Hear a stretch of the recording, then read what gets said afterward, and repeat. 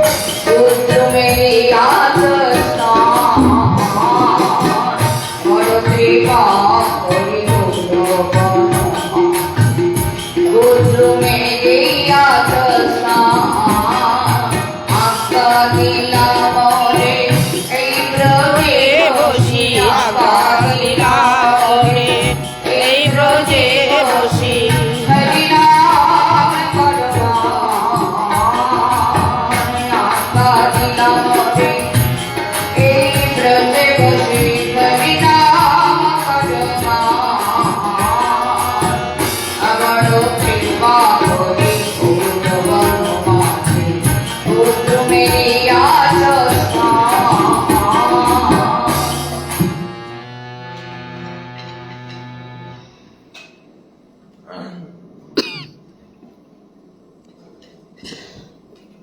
তোর মুন্ডিটা দেখা যায় না, তোর মুন্ডি দেখা যায় না,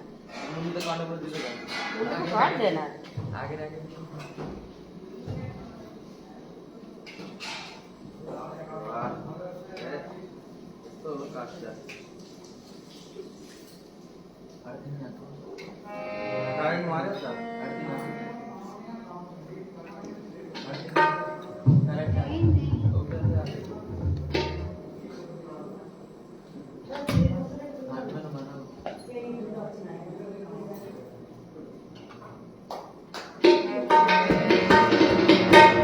श्री कृष्ण चैतन्य प्रभु नित्यानंद श्री कृष्ण चैतन्य प्रभु नित्यानंद श्री अद्वैत गदाधर शिवासादि गौर भगत प्रीत श्री अद्वैत गदाधर शिवासादि गौर भगत प्रीत श्री कृष्ण चैतन्य प्रभु नित्यानंद श्री कृष्ण चैतन्य प्रभु नित्यानंद भज श्री अद्वैत श्री गदाधर शिवासादि गौर भगत प्रीत श्री अद्वैत गदाधर शिवासादि गौर भगत प्रीत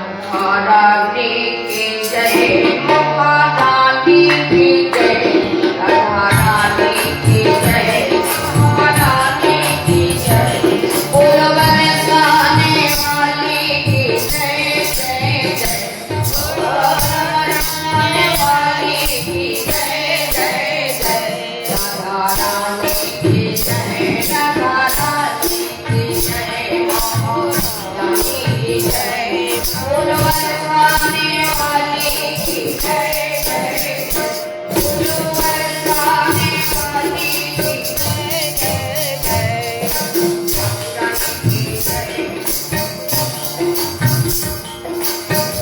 रानी की जय हरि प्रिया की जय रानी की जय हरि प्रिया की जय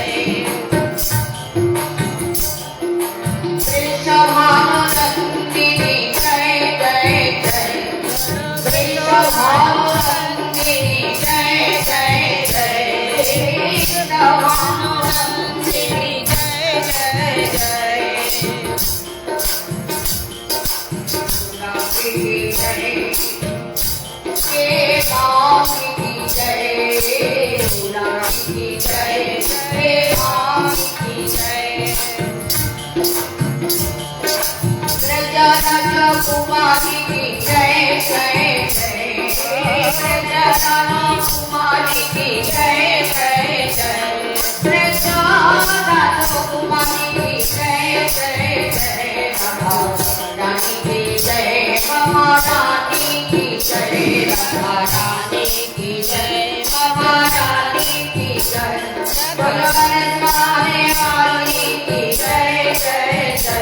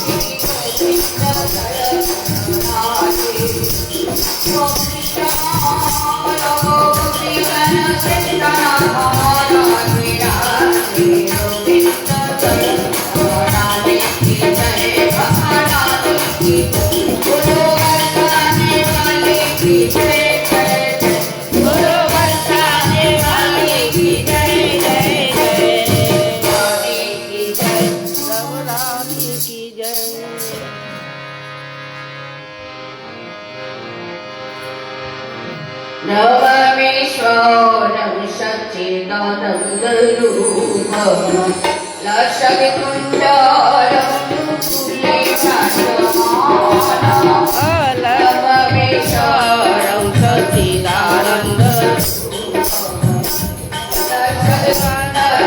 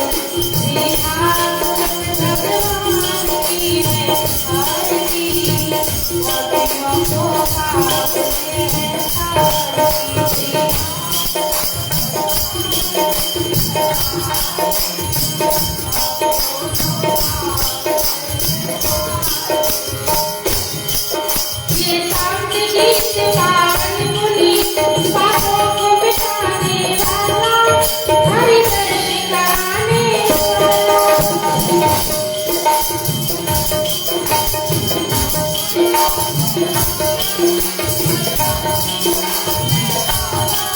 ये काम गीत पावन पुनीत पापों को मिटाने वाला हरि दर्शन कराने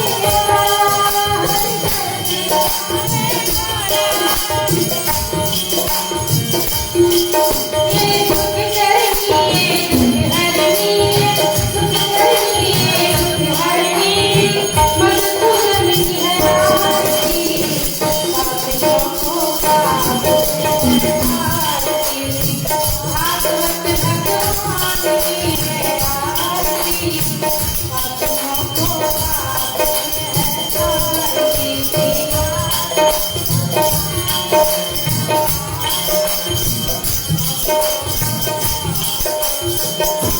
ये मधुर बोल जगबंद खोल सतमार्ग दिखाने वाला बिगड़ी को बनाने वाला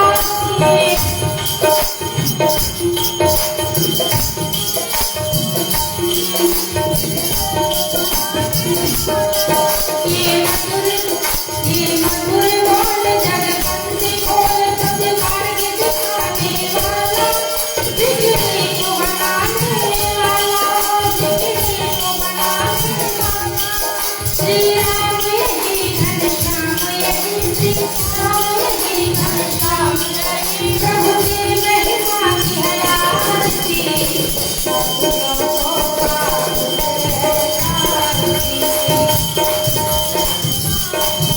है आरती भागवत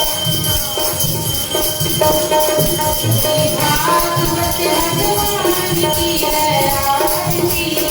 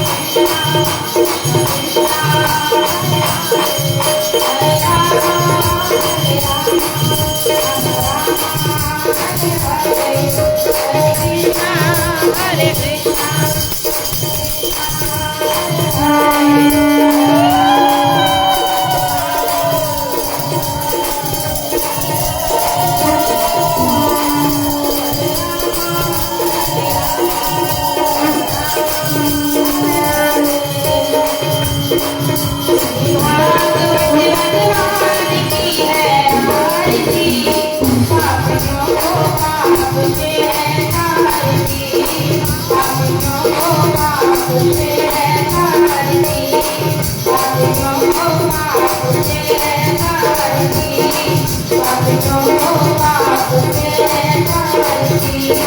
पापियों को पाप से है बोली भागवत महापुराण की जय, बोली बाकी बिहारी लाल की जय, बोली वृंदावन धाम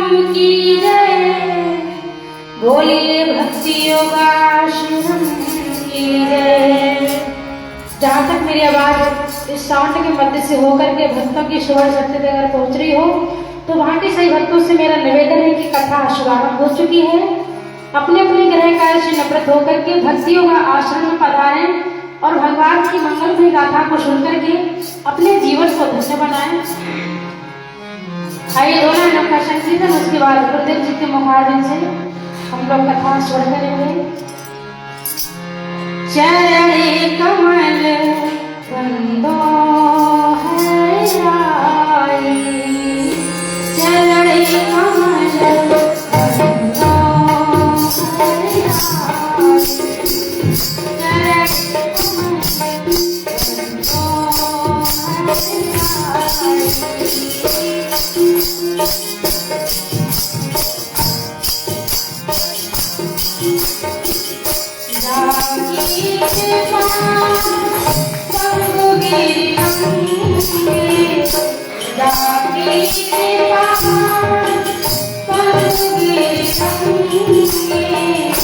अंधे को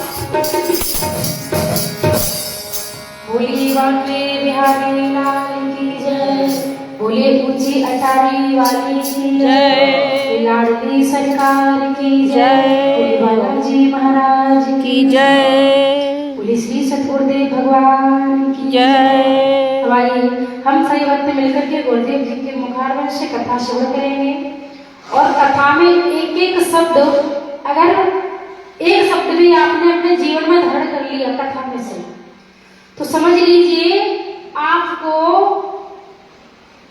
इसी रास्ते पर अगर चले तो इसी रास्ते से ही आपको मार्ग अपने आप मिलता जाएगा। क्योंकि कथा मन से सुनी जाती है, तन से नहीं। अगर तन हमारा है यहाँ पर, धुंधकारी ने भी उसके पास तन नहीं था जब उसकी मृत्यु हो गई थी, तब तो उसने मन से कथा सुनी, तब उसका उद्धार हुआ।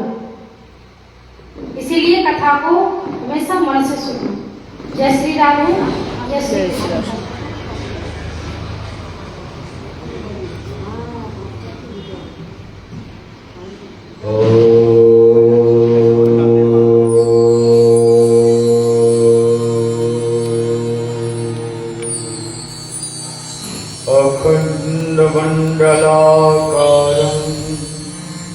व्याप्तं येन चराचरम् तत्पदं दर्शितं येन तस्मै श्रीगुरवे नमः। यं ब्रह्मा वरुणेन्द्ररुद्रमरुतः स्तुन्वन्ति दिव्यैस्तवैः वेदैः साङ्गपरक्रमपनिषदैर्गायन्ति यं सामगाः।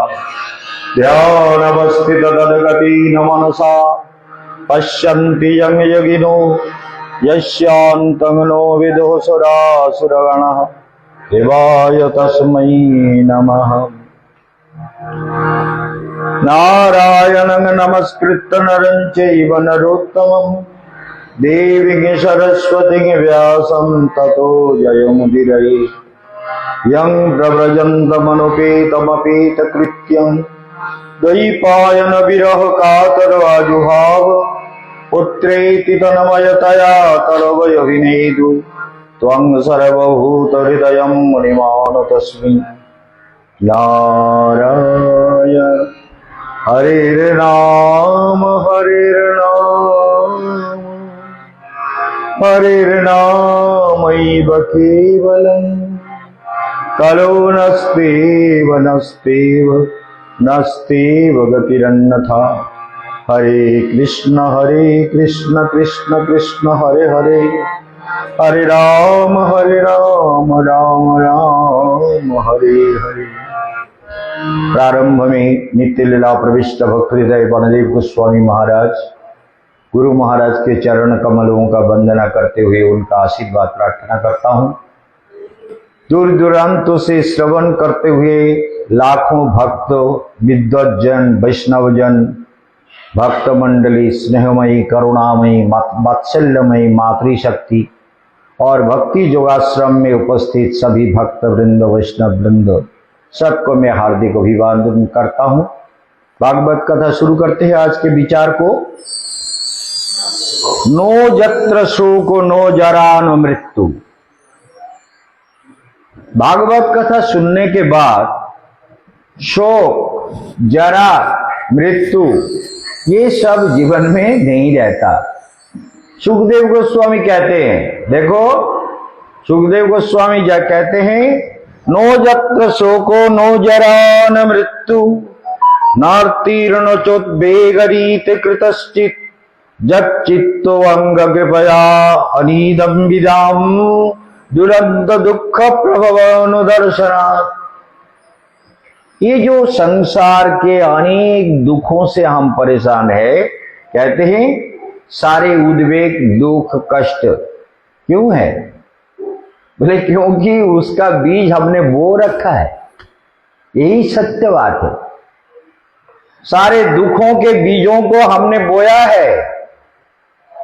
जैसे एक हांडी में दूध भरा हुआ हो, उसमें कुछ घास डाल दिया जाए और उसको उबाला जाए तो लगेगा कि कितने लाखों करोड़ों घासें हैं, घास है, घास फूस है, लेकिन एक एक करके निकालोगे तो कुछ देर में निकल जाएगा। तो हृदय में ये सब जो मल भरा हुआ है ये निरंतर उलट पलट हो रहा है। दूध जैसे उबलता है ऐसे दिल में, इसलिए नो जत्र शोक नो दुख नो मृत्यु। दुख शोक मृत्यु भय कुछ भी नहीं रहता। भागवत कथा श्रवण करने से परीक्षित महाराज को सुखदेव गोस्वामी कहते हैं, और उनका कहना पिबन्ति ये भागवतात्मन सदाम कथामृतम श्रवण पुटेषु समृतम। भागवत कथामृत जो श्रवण पुटेषु कानों से जो सुनता है और हृदय में ले जाता है, स्फुटवास। ये भारतीय दर्शन का बहुत बड़ा सिद्धांत है, ये दार्शनिक सिद्धांत है। भारतीय दर्शन में कहा गया जो शब्द हम सुनते हैं उसको धीरे धीरे अंदर को ले जाओ, ले जाके फिर उसका मंथन करो, सब कुछ निकलेगा उसी से। पिबन्ति ये भागवतात्मनो सताम आत्मनः सताम। आत्मा से जो भगवत कथा को सुने। श्रीमद् भागवत एक अमृतमयी गाथा है, सारे अमृत इसमें है, सारे रस का समावेश है, इसीलिए जीव को इसको सुनना है। कथामृतम श्रवण पुटेषु समृतम। पुनन्ति ते, वो पवित्र हो जाता है। कितनी बड़ी बात है कि वो पुनन्ति, वो पवित्र हो जाते हैं, उनमें कोई वासना कामना कुछ धीरे धीरे वो सब निकल जाता है। कि जितना कोशिश करेंगे, यह हमारा जीवन का सबसे बड़ी तपस्या है कि कथा में हम अपने मन प्राण बुद्धि चेतना को डुबो दे। इसलिए पुनन्ति ते विषय विदूषिता स्वयं, विषय के द्वारा जो तुम्हारा मन बुद्धि दूषित हो गया है, तो ये पुनन्ति, ये सारे दूषित अंतःकरण जो हमारे अंतःकरण में सारे विषय विषय विषय रूपी विष जो भरा हुआ है वो विदूषिता, वो सब दोष अपने आप निकल जाता है। ब्रजंती तच्चरण सरोरुहंतिकम, ब्रजंती जीव पहुंच जाता है कहां? पहले भगवान के चरण में। सरोरुह, सरोरुह सरोवर में खिलने वाला, रूह माने कमल, सरोवर में जो खिलता है कमल, उसी प्रकार उसके हृदय कमल में भगवान प्रकट हो जाते हैं और वो भगवान के धाम में पहुंच जाते हैं। भगवान अपना हो जाता है, वो भगवान के हो जाते हैं। भागवत कथा श्रवण का यही फल है। क्या भय है, क्या मृत्यु है, क्या दुख है, क्या चिंता है, क्या विषय तृष्णा है। सुखदेव गोस्वामी कहते हैं, महाराज ये भागवत सभी अमृतों का सार है, इसी से जीव का परम कल्याण होगा। और सुनो, यज्ञम जजित जजस कामो कोश काम प्रचेतस विद्या कामस्तु गिरिजम दंपत्यर्थो माम भजेत।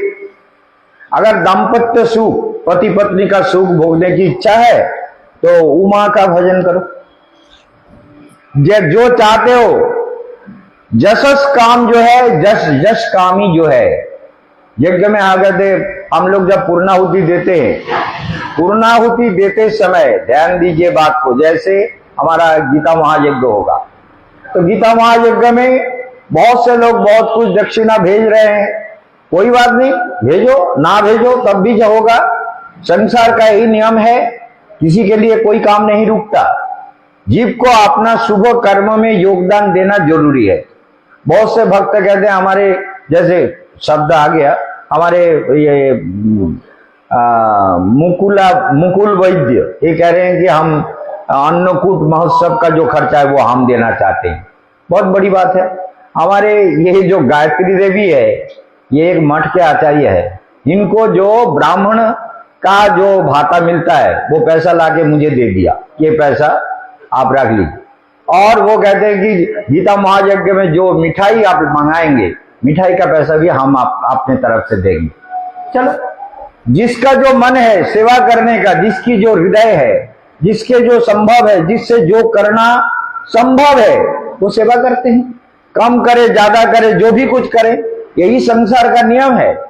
लेकिन भगवान के लिए एक फूल भी, पत्रम पुष्पम फलम तोयम यो में भक्त प्रयच्छति पत्रम, भगवान को एक तुलसी पत्र देकर के कहे, प्रभु यही मेरे पास है, तुलसी का पत्र है और कुछ नहीं है। पत्रम, आपको पत्र दे रहा हूं, अब इससे संतुष्ट हो जाइए। पुष्पम, प्रभु मेरे पास एक फूल है, क्या आप ग्रहण करेंगे? फलम, एक फल ले आया हूं। तोयम, मैं जल ले आया हूं। यो में भक्त प्रयच्छति, जो भी प्यार से भक्त मुझे देता है, तदहं भक्त उपहृत, भक्त का जो उपहार है, ध्यान दीजिए, अश्नामी, अश्नामी माने भगवान औसन करते हैं, औसन माने खाते हैं। तो भक्त जो भी देता है, जगत के वस्तु को मैं लेता नहीं हूं, ये सांसारिक वस्तुओं को मैं नहीं लेता, इसलिए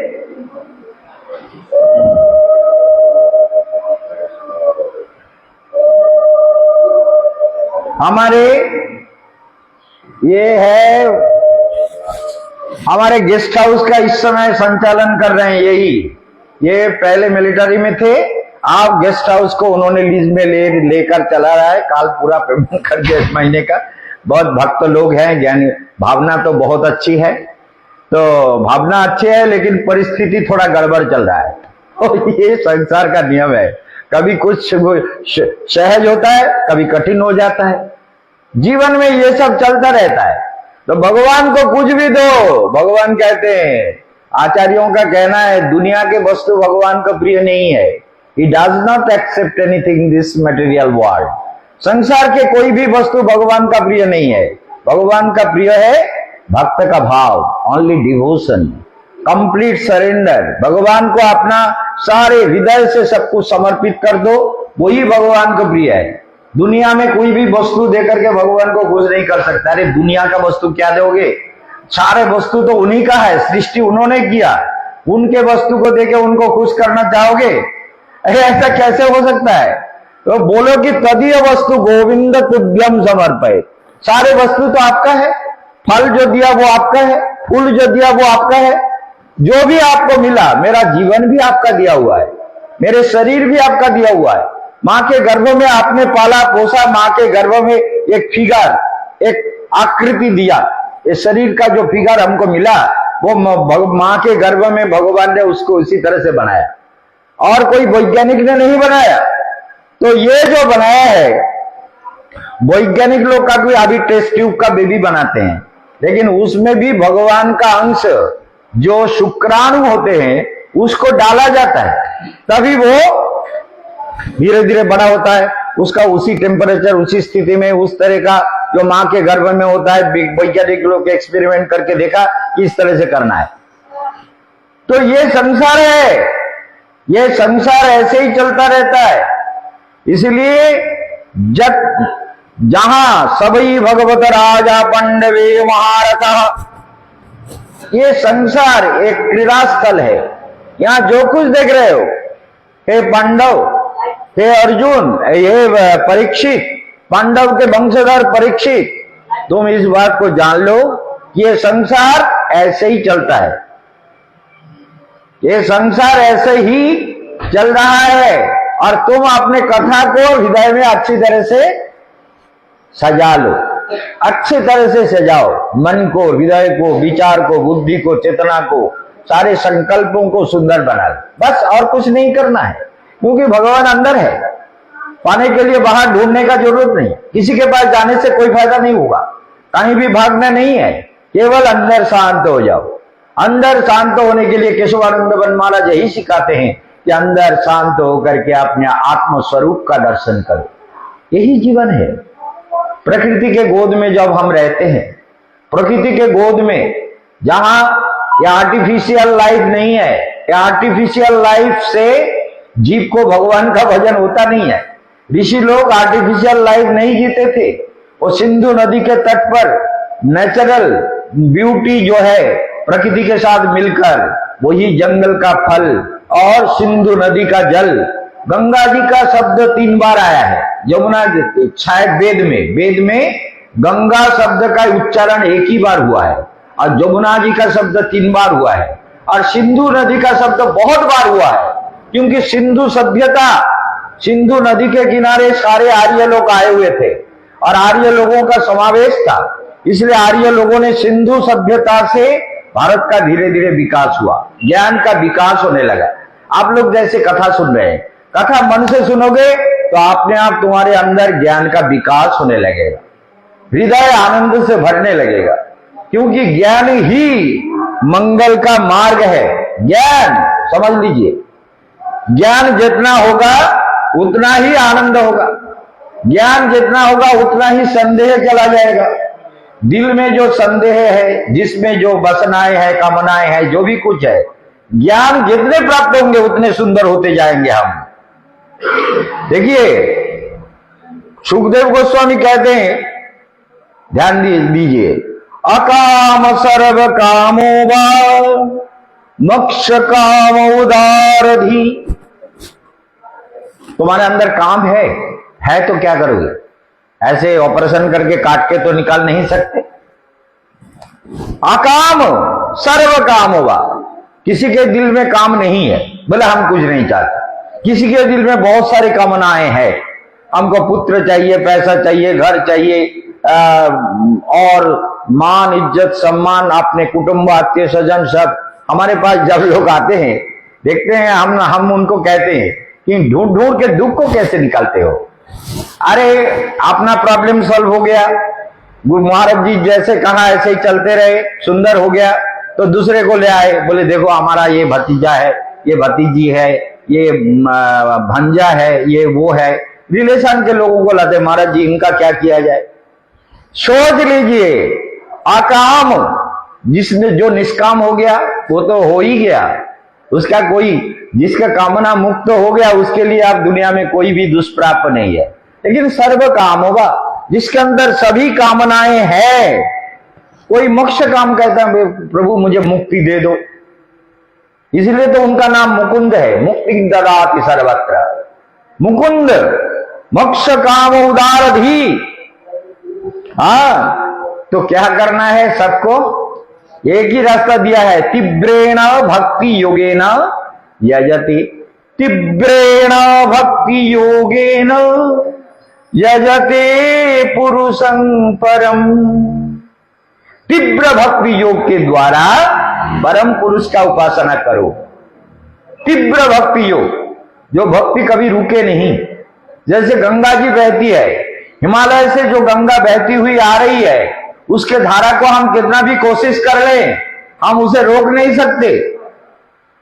तीव्र भक्ति योग ऐसे ही है। गंगा की धारा जो अलकानंदा आ रही है, जो मंदाकिनी आ रही है, उसके जो प्रवाह है, उसका जो स्रोत है, उस स्रोत को हम रोकने का कितना भी कोशिश कर ले, लेकिन वो अपना रास्ता निकाल लेगा। जैसे बारिश हो रहा है, जल छोड़ने की इच्छा ना होते हुए भी जल को छोड़ना पड़ता है, हथनी कुंड का जल छोड़ देना पड़ता है, दिल्ली को भसा के ले जाता है, दिल्ली को बहा के ले जाता। क्यों? बोले वो जल जो है सीमा को अतिक्रम कर गया, उसको बांध दे करके उसको रोक नहीं सकते। इसी प्रकार संसार है, कितना भी कोशिश कर लो, एक जीव की वृत्तियां जो है, ऐसे भक्ति करो भगवान को, ऐसे ज्ञान प्राप्त करो, ऐसे चेतना, ऐसे हृदय, ऐसे भाव, ऐसे भक्तिमय चेतना में तल्लीन हो जाओ कि तीव्र धारा हृदय की जो गति है, हम कहते नहीं है, सुखदेव गोस्वामी का सारा श्लोक सुखदेव गोस्वामी का है। वो कहते हैं महाराज जीव का ही मंगल है। तीव्रेण भक्ति योगेन यजते पुरुषं परम। परम पुरुष को तीव्र भक्ति योग के द्वारा भजन करो। वो भक्ति कभी रुके नहीं।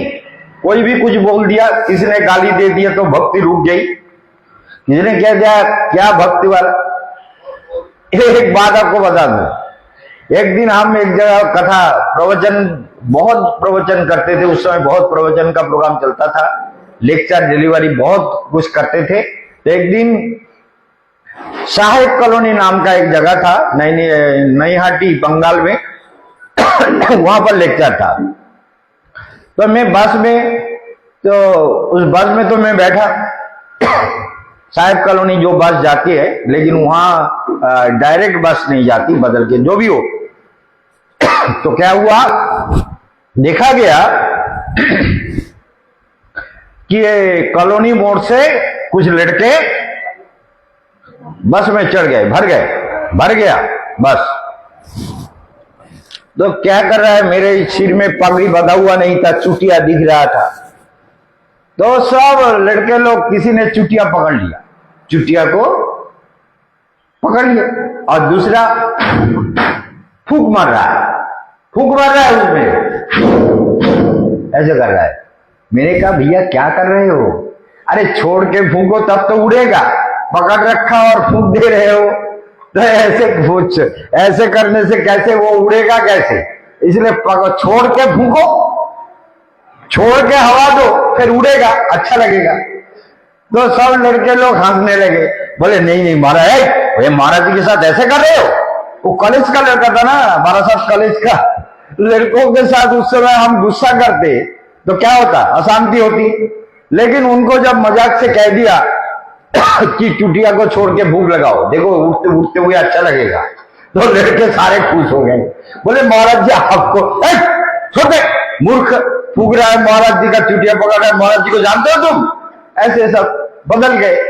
तो संसार में हमको ऐसा करना है जो भी उल्टा परिस्थिति आ जाए उसको पलटने का तरीका जानना चाहिए। जो भी परिस्थिति आ जाए उस परिस्थिति को सुंदर बनाना हमारा काम है। उस परिस्थिति को विचलित होने से नहीं होगा।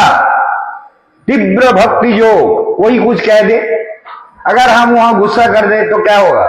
गुस्सा करने से हम तो जीत नहीं सकते उन लड़कों के साथ, वो लड़का और कुछ ज्यादा करेगा। लेकिन उनको मैंने ऐसे कह दिया, वो खुश हो गए। संसार में भी ऐसे ही है।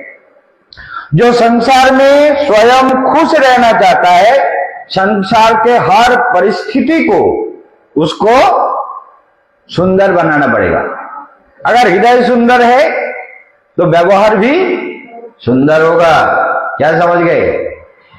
हृदय यदि सुंदर है तो व्यवहार का सुंदर होवे। हृदय सुंदर नहीं है तो व्यवहार सुंदर नहीं हो सकता, क्योंकि तुम्हारे हृदय का भाव ही तो बाहर प्रकट होगा। इसको ध्यान देना जरूरी है। इसलिए यहां पर कहा गया कि अकाम सर्व कामो वत्स कामोदारधि तीव्रेण भक्ति योगेन जजति जजेत पुरुषम परम। इसलिए विचार करते करते हम आगे बढ़ते हैं। विचार देखते हैं कि समीचीनम वचो ब्रह्मण सर्वज्ञ शतवानग तमो सवीर्यमहम हरे कथयतः कथम।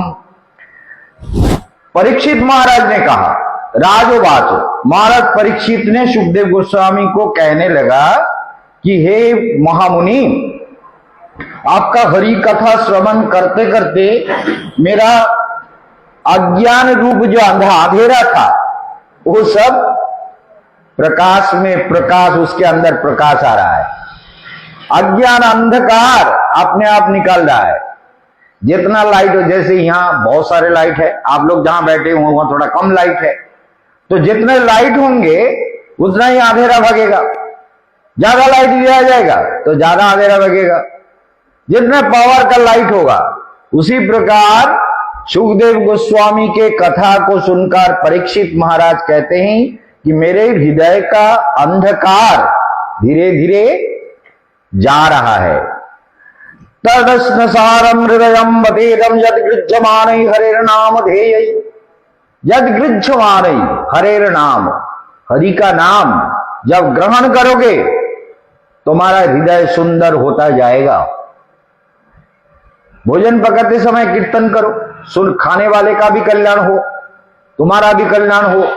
घर में कोई नहीं है तो जोर जोर से कीर्तन करो, बहुत फायदा होगा। कोई डिस्टर्ब हो रहा है तो मन से करो। इसलिए नो विक्रेता से जलाधिकार नेत्र जलम गात्र रुहेश हर्षः। यदि हरिनाम करके शरीर में रोमांच नहीं हुआ, आनंद नहीं हुआ, नेत्र में भगवान के लिए जल नहीं आया, आंसू नहीं आए, व्याकुलता नहीं आई, भगवान के लिए हृदय व्याकुल नहीं हुआ, तो फिर वो हरिनाम किस? सुखदेव गोस्वामी का कहना है। सुखदेव गोस्वामी कहते हैं कि देखो महाराज, हरिनाम श्रवण करके ये सब होना स्वाभाविक है। जो भक्ति भाव से प्रभु का नाम कीर्तन करेगा उसके शरीर में पुलक होगा, आनंद से हृदय में रोमांच होगा, हृदय आनंद से भर जाएगा, सारे चित्त वृत्तियां निर्मल हो जाएगी, भावनाएं सुंदर हो जाएगी। सभी वराहष्ट करे संस्तुत पुरुष वसु। सुखदेव गोस्वामी कहते हैं जो मनुष्य भगवान का नाम नहीं लेता तो क्या है? आपको सुना देते हैं, ध्यान लीजिए सुखदेव गोस्वामी क्या कहते हैं। स्व माने कुत्ता, कुत्ता आके मनुष्य को बोले देखो भाई तुम मेरे दोस्त हो, मेरा धर्मजाजी हो, इसलिए तुम्हारे साथ हमारा मित्रता है। राइट? कुत्ता तुम्हारा धर्म जाजन मैं करता हूं क्या? नहीं करते। बोले क्या? मैं मनुष्य हूं, मेरा जीवन अलग है, मेरा चाल ढाल सब कुछ अलग होता है, और तुम कहते हो मैं तुम्हारा धर्म जाजन करता हूं इसलिए मैं तुम्हारा दोस्त हूं। बोले देखो, कुत्ता कहता है सोचिए थोड़ा इस बात को ध्यान दीजिए। स्व तो कुत्ता कहने लगा देखो हम तो कोई मरे हुए चीज को, मांस को खा लेते हैं, खाने के बाद हड्डी पड़ा रहता है, तो हड्डी को जब भूख लगता है कुछ नहीं मिलता तो उसी हड्डी को दोनों सामने वाली पैरों से पकड़ के फिर उसको चबाने की कोशिश करते, उसको भोगने, उसको खाने की कोशिश करते हैं। अपना मुंह टूट जाता है, अपने खून निकलता है, उसी को भी पीते रहते हैं, उसी को खाते रहते हैं। तो ये जो है देख लो, ये स्व, तो हम जैसे हड्डी में कुछ नहीं होता, ना मांस है, ना रक्त है, ना स्वाद है, लेकिन फिर भी हड्डी को चबाते हैं। तुम भी वही करते हो। बोले कैसे? बोले विषय में तुम्हारे दादा परदादा, तुम्हारे वंशज, कितने सारे लोगों ने वंश परंपरा में विषय को भोगा, लेकिन किसी को सुख नहीं मिला। विषय में सुख नहीं मिला, आनंद नहीं मिला, वो सारे मर गए, लेकिन फिर भी तुम पैदा होके उसी विषय हड्डी को चूस रहे हो। कुत्ते का धर्म नहीं है, जो विषय में कुछ नहीं मिला उसी को तुम चबा रहे हो कि इसी में सुख मिलेगा। भागवत में सुखदेव गोस्वामी का शब्द है, कभी भूलना नहीं। बराह शुकर, ग्राम्य शुकर, तुम भी उसी में पड़े हुए हो। शुकर जैसे गड्ढा में, नालियों में उसको आराम मिलता है, वहीं पड़ा हुआ, उसको पकड़ के अगर ला के कह दिया जाए अरे चलो एसी रूम में तुमको रखेंगे, धो धा के साबुन लगा के अच्छी तरह से शैम्पू करके सब कुछ सेंट लगा के तुमको गड्ढे में और एसी में रखेंगे, तो शुकर को खुशी होगी, क्योंकि उसका स्वभाव वही है। बराह, ये बराह का वही स्वभाव है, वो ड्रेन में, वो कीचड़ में, वो गंदगी में खुश रहता है। इसलिए मनुष्य शुकर जैसा कामना वासनाओं के गंदगी में ही सुख खोजता है, शुकर की तरह। बराह, इसीलिए ये शुकर जैसे बराहोष्ट्र ऊंट, ऊंट क्या करता है? ऊंट तो रहता है मरुभूमि में, मरुभूमि का जहाज कहा जाता है। 15 दिन का पानी तो अपना भर लेता है पैर के नीचे। तो ऊंट क्या करता है? ऊंट कांटे के वृक्ष को चबाता है। कांटे का जो वृक्ष होता है उसको चबा चबा के खाता है। ऊंट भी कहता है भैया तुम मेरे दोस्त हो, क्यों तुम मेरा धर्मजाजी हो। कैसे? बोले ये संसार रूपी कांटे का वृक्ष को तुम चबाते रहते हो, कितने सारे दुख मिलता है लेकिन छोड़ नहीं सकते। सच बात है या झूठ है? संसार में कितना दुख मिलता है, लाखों लोग जो सुन रहे हैं ध्यान से सुनो और इसको शेयर करो, तो कितने सारे दुख मिलते हैं। ऊंट को जैसे चबाते समय कांटे से कितना तकलीफ होता है, लेकिन फिर भी भूख के कारण कुछ ना कुछ तो खाना ही पड़ता है।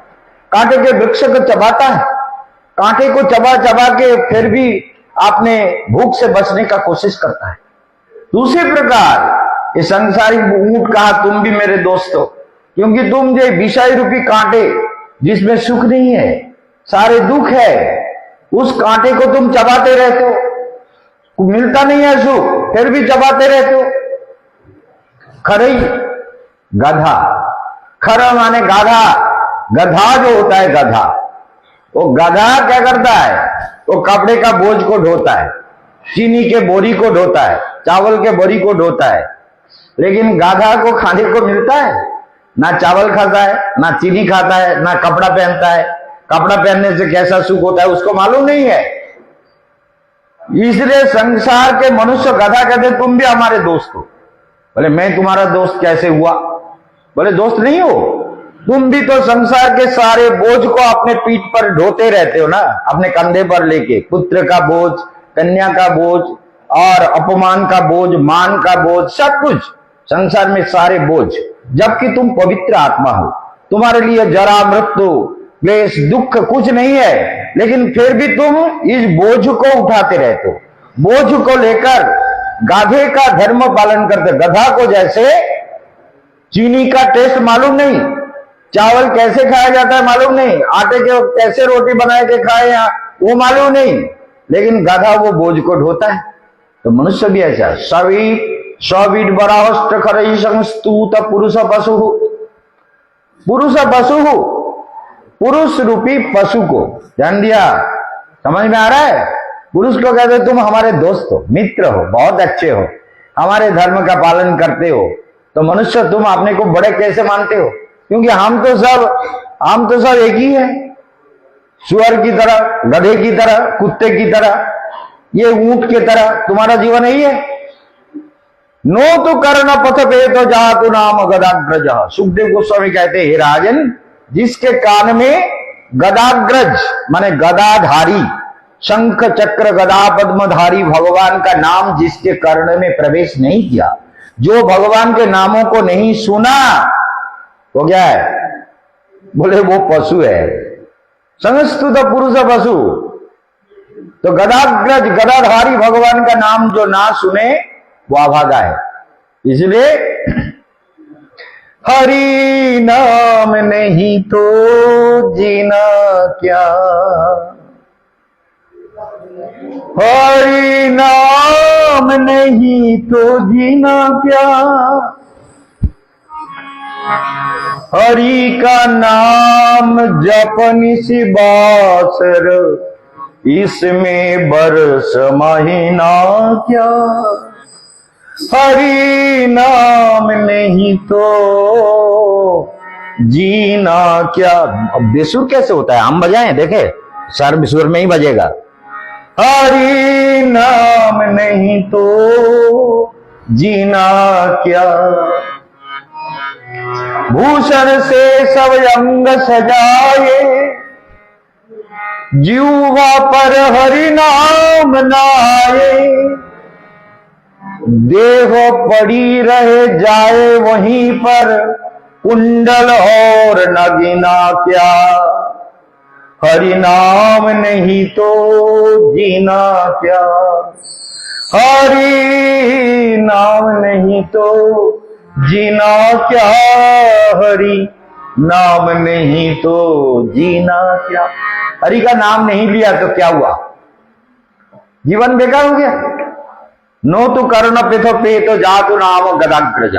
गदाधारी भगवान का नाम जिसके कर्ण में प्रवेश नहीं किया, उसका जीवन बेकार हो गया। इसलिए कहते हैं तदस्न सारम हृदयम मतदम जद विद्यमाने हर नाम दे, नो विख्येदात यदा विकार नेत्र जलम गत्र रुयेषु हर्ष। भगवान का नाम लेते हुए जिसका हृदय में रोमांच होता है, अष्ट सात्विक विकार होता है, सात्विक विकार माने शरीर में रोमांच होता है, कंठ भर आता है, आंखों में जल आता है, मुख गला रुद्ध हो जाता है, बोलने की ताकत नहीं रहती, व्याकुल हो जाता है। कभी कभी संसार में छोटे छोटे ये तो होता ही है, लेकिन भगवान के नाम से अपने आप जब होने लगे तो समझ लेना धीरे धीरे तुम भगवान के प्रेम का स्वाद चखने लगे हो। वो प्रेम का स्वाद तुम्हें मिलने लगा है।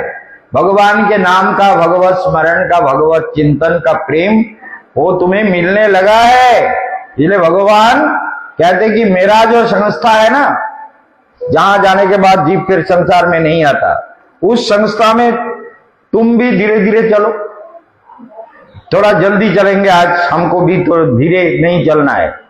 जद कीर्तनम जद स्मरणम यदीक्षणम, जिनके नाम कीर्तन करने से, जिनका स्मरण करने से, जिनका दर्शन करने से, यद बंधनम जद श्रवणम यद आरोहणम, जिनका बंधन, जिनका श्रवण, जिनका मनन, जिनका कीर्तन, जिनका इक्षण, जिनका दर्शन, सद्य विधुनति कलमसम तस्मै सुभद्र श्रवसे नमो नमः। वही सुभद्र श्रवस भगवान है। सुखदेव गोस्वामी कहते हैं भगवान का एक नाम सुभद्र श्रवस भी हुआ। बोले वही परम सुभद्र श्रवस जो भगवान है, उनको मैं प्रणाम करता हूं, जिनके नाम श्रवण करने से, जिसका स्मरण से, जिनके करुणा दृष्टि से, जिनके वंदना करने से, जिनके अर्चन करने से, वंदन करने से सारे अमंगल दूर हो जाते हैं। यद कीर्तनम यद स्मरणम यदीक्षणम यद वंदनम यद श्रवणम यद आरोहणम लोकस्य सद्यो विधुनति कलमसम तस्मै सुभद्र श्रवसे नमो नमः। हाँ, थोड़ा थोड़ा उसमें कुछ आवाज नहीं निकलता है। क्या नहीं निकलता? चुपचाप बैठ के क्या मोबाइल देखना है? मारूंगा तुम्हें। सुभद्र श्रवसे नमो नमः। विचक्षण तपस्वी न दानपर जशस्वी न मनस्वी न मंत्र विदासु मंगला क्षेमं न विन्दन्ति विनाश दर्पणम तस्मै सुभद्र श्रवसे नमः।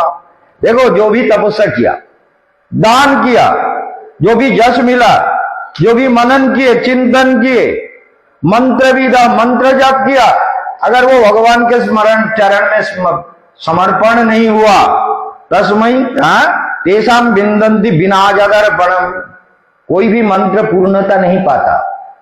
कब? बोले पूर्ण तभी होता है जब भगवान के चरण में समर्पण करो। मंत्र जप किया, बोले प्रभु जो भी जप किया आपको समर्पण है, जो भी भोजन किया आपको समर्पण है, जो भी कीर्तन किया, जो भी ध्यान किया वो आपका है। क्यों? हमारा तो कुछ है ही नहीं, हमारा अस्तित्व क्या है?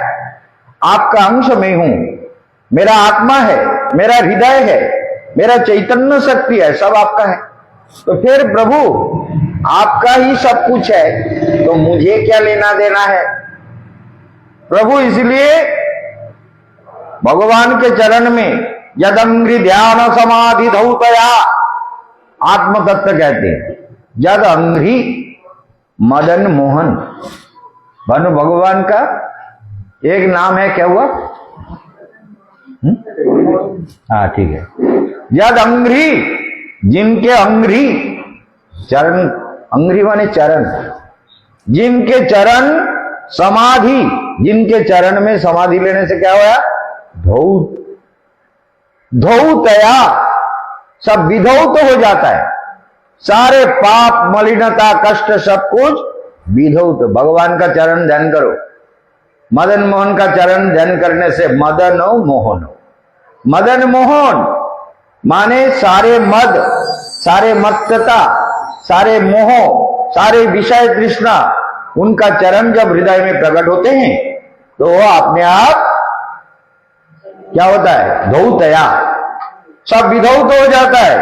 ध्यान पश्यन्ति ही अत्तात्मन वदन्ति चैतत कवयो यथार्जम समे मुकुंद भगवान प्रसीदताम।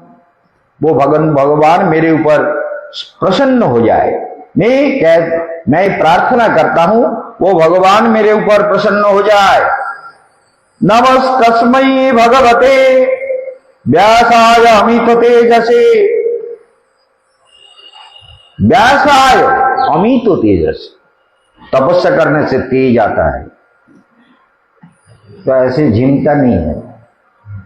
ध्यान करते समय एकदम अंदर से तीव्र रूप से जागते रहना। कभी कभी एक एक शब्द निकलता है जो लाखों रुपया देके भी जिंदगी में नहीं मिलेगा, इस बात को ध्यान में रखना। जैसे हम कह रहे हैं ये तीव्र रूप से जागते हुए ध्यान करो, अगर जगह नहीं हो ऐसे करके ध्यान में बैठे हुए हैं, ऐसे ध्यान में बैठने से क्या होगा? ये ध्यान के शुरू में हो, उसमें कोई वो बात नहीं है। यहां भी कहा गया ना, अकर्म सर्व काम होगा, जो भी हो सारे कामना हो, लेकिन फिर भी ध्यान करो, करते करते ठीक हो जाएगा। लेकिन कोशिश तो होना चाहिए कि हम तीव्र रूप से स्पाइनल कॉर्ड सीधा करके, सारे मेरुदंड के एकदम सीधा करके, आत्म समाहित समाधि में संपूर्ण आनंद चेतना में हम डूब जाएंगे, सारे दुखों को हम मुक्त हो जाएंगे। आनंद सिंधु में, आनंद का जो कोष है वहां हम डूब जाएंगे। यही जीवन है, और इसीलिए इतना सारा विचार दिया जा रहा है। इसलिए कहा गया कि ये जो विचार है, व्यासाय अमित तेजसे वपुर्ज्ञानमयं सौम सन्मुखं बुरहासनं हासवम्। व्यास अमित तेज, जिनके तपस्या का इतना तेज है। जब हम ध्यान करें तो मुद्रा में बैठे, मुद्रा में प्रार्थना मुद्रा हो, वायु मुद्रा हो, ध्यान मुद्रा हो, त्याग मुद्रा हो। त्याग मुद्रा ऐसा होता है तो त्याग मुद्रा हो, ऐसे करके जब त्याग मुद्रा में हम बैठते हैं, त्याग मुद्रा हो, वायु मुद्रा हो, जो भी मुद्रा है उस मुद्रा में शांत होकर, उस मुद्रा में समाहित होकर हमके भगवान का ध्यान करना है। तो इसलिए ये जीवन है, जितना समझोगे, जितना ज्ञान प्राप्त करोगे, उतना ही ज्ञान ही सब कुछ है। ये बात पहले समझ लो। वैराग्य किसका आता है? जिसको ज्ञान नहीं है वो वैराग्य थोड़ी करेगा, जिसका ज्ञान नहीं है वो भगवान को भक्ति थोड़ी करेगा। और भागवत में ही विचार आया है कि ज्ञान ना होने पर भक्ति नहीं होती, भक्ति पूर्णता को प्राप्त नहीं करती। जिसका ज्ञान नहीं है वो वैष्णव हो सकता है, लेकिन मध्यम श्रेणी तक आ सकता है। कितना भी रोए, कितना भी भगवान के लिए बिलखे, कितना भी भगवान के लिए व्याकुल हो, अगर ज्ञान नहीं है, बिलखता है, रोता है, प्रभु दर्शन दो, भगवान के लिए भोजन छोड़ करके व्याकुल हो रहा है, लेकिन वो मध्यम श्रेणी का ही वैष्णव हो सकता है, क्योंकि उसके अंदर उत्तम श्रेणी आने का योग्यता नहीं है, क्योंकि ज्ञान नहीं है। गुरु के चरण में शरणागति का ज्ञान ना हो, ना वैराग्य होगा, ना भक्ति। भक्ति वैराग्य जो भी कुछ पाना हो तो ज्ञान प्राप्त करना जीवन में पहली बात है। क्यों भगत जी, समझ में आया? तो इसलिए जीवन में यह जरूरी है कि ज्ञान को प्राप्त करो। ज्ञान ही तुम्हारा जीवन है, ज्ञान से ही सब कुछ मिलेगा। ज्ञान प्राप्त नहीं किया तो क्या भगवान का भजन कैसे करोगे? तो नारद, ये देखिए पहली बात, इस बात को हम कभी कभी स्मरण में नहीं आता है। जब कुरुक्षेत्र का युद्ध समाप्त हुआ तो उस समय हम देखते हैं दो चीज ध्यान दीजिए। उसमें जो दो लोग नहीं थे कुरुक्षेत्र युद्ध में, एक है विदुर महाराज, दूसरा है बलराम। लेकिन विदुर जी चलते चलते, उसको बंद करो, ठीक नहीं लग रहा है। विदुर जी चलते चलते, ध्यान में सुनिए, ध्यान से सुनिए। विदुर चलते चलते एक जगह में गंगा जी के तट पर रोते बिलखते हुए उद्धव जी से मिले। उद्धव जी मिल गए। उद्धव को देखकर विदुर को बहुत खुशी हुई। विदुर जाकर के उसमें गले में पकड़ के विदुर उनको बाहों में भर लिया कि उद्धव कैसे हो। उद्धव बहुत रोने लगा, इतना रो, कुछ भी बोल नहीं पा रहा था। क्या बोलूं, बहुत रो रहा था, बहुत व्याकुल हो रहा था। क्यों? काल सुन रहे थे ना, कृष्ण सधाम भगति, कृष्ण चले गए। जहां ये सोमनाथ मंदिर से थोड़ी दूर में जो वृक्ष के नीचे, क्योंकि वो बाली महाराज का पुत्र वही प्रार्थना किया था। जब बाली को रामचंद्र ने सप्तताड़ भेद करके जब मारा, सप्तताड़ वृक्ष को भेद करके जब बाली को मार दिया, रामचंद्र ने सुग्रीव को कहा कि उनको ले आओ बाहर, हम अंदर नहीं जाएंगे, किसी भी राजभवन में नहीं जाएंगे, गुहक के भवन में भी नहीं गए, जंगल में ही रहते थे। पिताजी ने वनवास दिया तो वन में रहना है, जाना नहीं है। इसलिए रामचंद्र तो वन में रहते थे, बोले यहां मैदान में ले आओ। तो बाली को मार दिया। तो बाली का जो पुत्र था अंगद, बहुत ही बलशाली था। राम के चरण में उन्होंने प्रणाम किया, करके बोला कि प्रभु मुझे एक वर दो। बोले क्या? बोले आपने हमारे पिता का वध किया, मैं आपका वध करना चाहता हूं, ये वर मुझे दे दो। आपको वध करना है, बदला लेना है, मैं पुत्र हूं, पिता के हत्याकारी को कभी छोड़ा नहीं जाता, तो मैं आपको वध करना चाहता हूं, आप मुझे आशीर्वाद दे दो। रामचंद्र ने कहा ठीक है, तुम्हारी इच्छा पूर्ण होगा। भक्त की इच्छा कभी ऐसा नहीं होता कि भक्त की इच्छा पूरी ना हो, इसलिए मेरा आशीर्वाद है, अगले जन्म में जब कृष्ण के रूप में मेरा आविर्भाव होगा तो तुम अंगद बन करके मेरा वध करना। तो अंगद बन करके भगवान कृष्ण के चरण में बाण विद्ध किया। किसने? अंगद ने। जरा व्याध बन करके इस जन्म में जरावध बना और कृष्ण के पैर को विद्ध किया। कृष्ण वहीं शरीर छोड़ के वैकुंठ लोग दिव्य रथ आया, दारूक रथ लेके आ गए और कृष्ण उसमें बैठ करके अपने धाम चले गए और भागवत जगत में आ गया। धर्म ज्ञान का संपूर्ण रूप भागवत जगत में प्रकट हो गया। और इधर ध्यान दीजिए, कौरवों का समाप्त हुआ। बलराम जी अनंत नाग का रूप धारण करके समुद्र में प्रवेश कर गए। बलराम जी चले गए तो सारा ध्यान देना योग्य बात है। बलराम जी भी चले गए, कौरवों जादवों का संहार हुआ, कृष्ण चले गए। अब उद्धव को कहा देखो तुम गंगा तट पर अपेक्षा करना और तुम बद्रीनाथ चले जाना, वहां जाके तपस्या करना। ये बात हमेशा भागवत में सुनकर याद रखो कि तप किए बिना किसी को भगवान नहीं मिलते।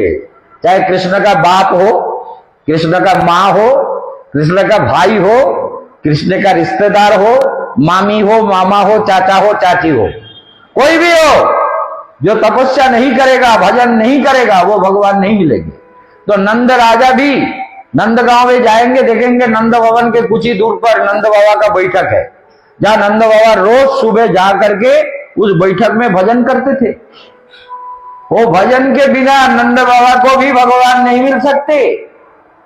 भगवान पे जैसे अभी आ रहा है कि भगवान कपिल ने जन्म लिया देवहूति के गर्भ से, वही प्रकरण आगे आ रहा है, बहुत जल्दी पहुंच रहे हैं हम। तो कपिल ने तो जन्म लिया, लेकिन कपिल के जन्म लेते ही मां को वैकुंठ नहीं मिले, मां को भजन करना पड़ा। बोले माता तुम ये ज्ञान प्राप्त करो, मैं तुम्हें ज्ञान देता हूं। भगवान कपिल ने मां को शंख विद्या दी है, इसलिए मैंने उस दिन कहा था शंख माने ज्ञान, शंख माने तो मां को ज्ञान दिया भगवान कपिल ने, क्योंकि ज्ञान के बिना ना भक्ति होती है, ना वैराग्य होता है, ना जीवन में कुछ मिलता है। इसलिए ज्ञान जिसका नहीं है उसका जीवन वृथा है। इसलिए गुरु गम्या, गुरु के चरण में शरण लेकर के ज्ञान को प्राप्त करो। ज्ञान प्राप्त किए बिना ना योग है, ना भोग है, ना शांति है, ना आनंद है, ना तपस्या है, ना जीवन है। इस बात को ध्यान रखना बहुत जरूरी है। इसलिए देखा गया नमः परस्मै पुरुषाय भूयसे, परम पुरुष का स्तुति कर रहे हैं। यहां पर देखा गया कि अमित तेज व्यासदेव, जो हम कह रहे थे कि ज्ञान प्राप्त किए बिना कैसे भगवान को प्राप्त करोगे। अरे ज्ञान ही तो सब कुछ है, तुम तो अपने को जानो, भगवान को जानने का जरूरत नहीं है। पहले आत्मा को जानो कि मैं कहां से आया, मेरा अस्तित्व क्या है, क्यों मैं दुखी होता हूं, क्यों सुखी होता हूं, सुख कौन भोगता है। देखा है सुख कहां भोगा जाता है। हमको अभी सुख हो रहा है, आनंद हो रहा है, हमको अभी ज्योति दिख रहा है, हमको कुछ आनंद हो रहा है, हमको कुछ अनुभव हो रहा है, हमको कुछ दिव्य दृष्टि मिल रहा है। ये कौन देख रहा है, कौन है वो, कौन तत्व है। उस आत्म तत्व को जाने बिना, आत्म तत्व का अनुभव किए बिना भगवान को कैसे पाओगे।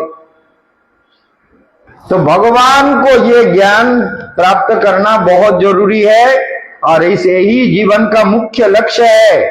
जो इसको समझ में नहीं आएगा तो जीवन ऐसे ही चला जाएगा।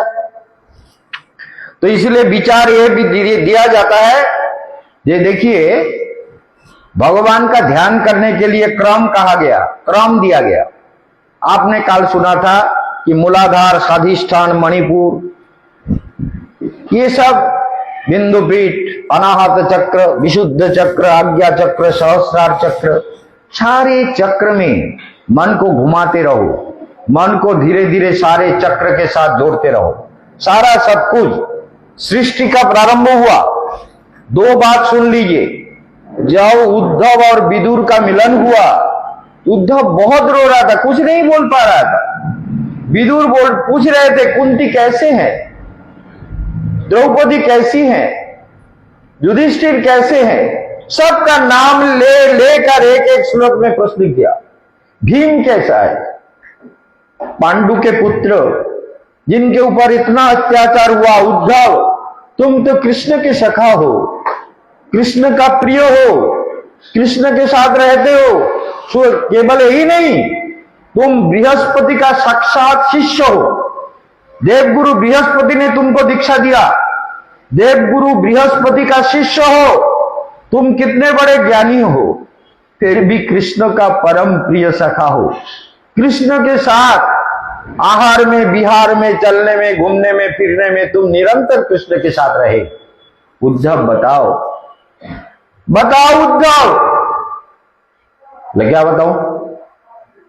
उद्धव तो रो रहा था, क्या बताऊं तुमको।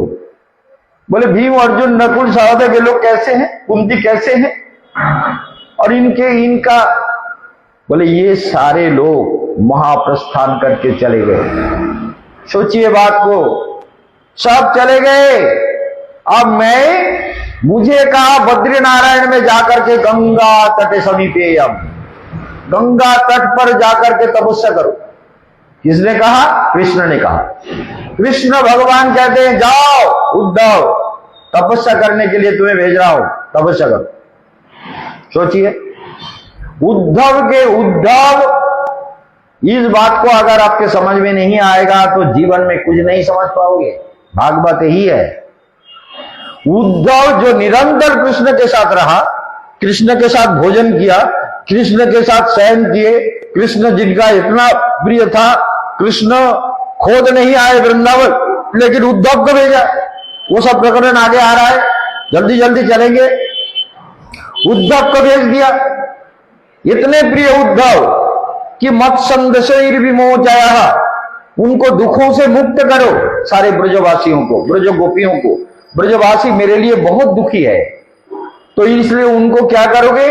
बोले मेरा संवाद, मेरा संदेश, मेरी वार्ता, मेरे कथा लेकर के जाओ, जाके वृंदावन में सबको मेरी कथा सुनाओ। कथा सुनते ही उनके हृदय के सारे विरह, दुख, कष्ट सब कुछ दूर होगा। इसलिए तुम वृंदावन में जा करके हे उद्धव मेरी कथा सुनाओ। गच्छोद्धव ब्रजम सौम, ये सामने आएगा। गच्छोद्धव ब्रजम सौम पित्तोर्न विपिमावह, मेरे पिता माता को सुखी करने के लिए पित्तोर्नो प्रतिमावह, पित्रोर्नो प्रतिमावह, हमारे पिता माता ब्रजवासियों को सुख देने के लिए तुम जाओ वृंदावन में जाकर के मेरी कथा सुनाओ। ध्यान दीजिए बात को। यहां पर देखा गया